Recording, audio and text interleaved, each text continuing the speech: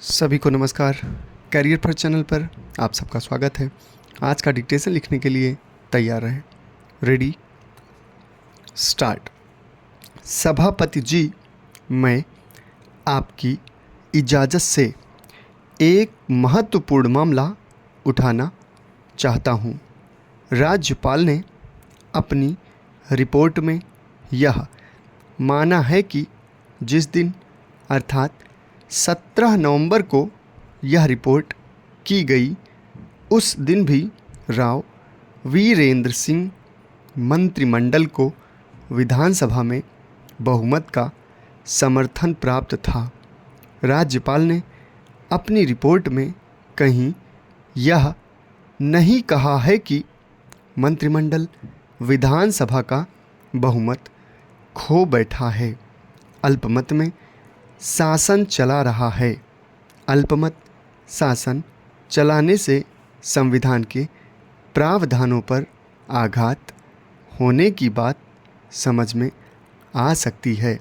यद्यपि वह सरकार अल्पमत में है या नहीं, इसका निर्णय विधानसभा में होना चाहिए, लेकिन हरियाणा के राज्यपाल यह नहीं कहते कि हरियाणा की सरकार अल्पमत में आ गई है और बहुमत का प्रतिनिधित्व नहीं करती है।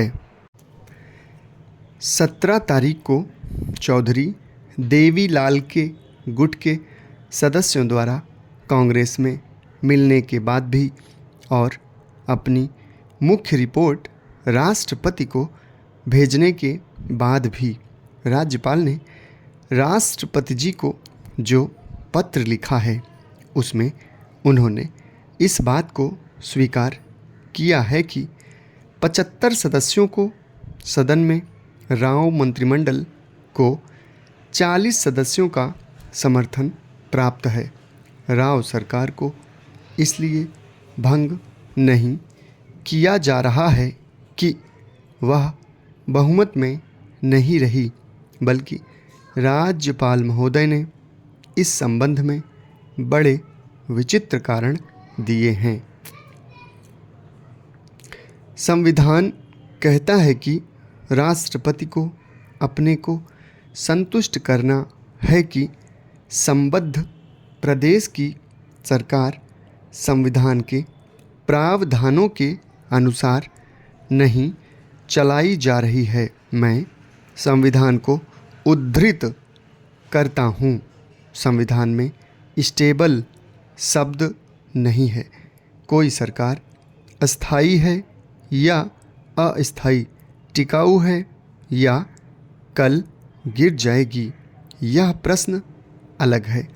किसी राज्यपाल की दृष्टि में कोई सरकार टिकाऊ नहीं है, इसलिए वह राष्ट्रपति को यह सिफारिश नहीं कर सकता कि उस राज्य की विधानसभा भंग कर दी जाए, मंत्रिमंडल समाप्त कर दिया जाए और जनता पर राष्ट्रपति शासन लागू कर दिया जाए।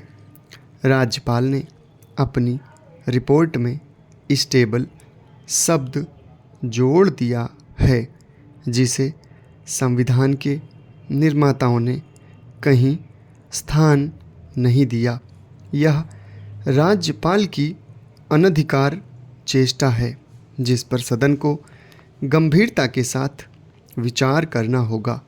संविधान में कहा गया है कि अगर कोई राज्य सरकार संविधान के प्रावधानों के अनुसार न चले, राज्यपाल महोदय इस बात के 2 कारण देते हैं कि हरियाणा की सरकार संविधान के प्रावधानों के अनुसार नहीं चल रही है।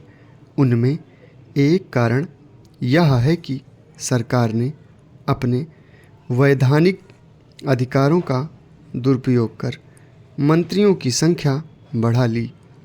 पहले जब मंत्रियों की संख्या बढ़ाई गई तो राज्यपाल ने आपत्ति नहीं की। समाप्त। धन्यवाद।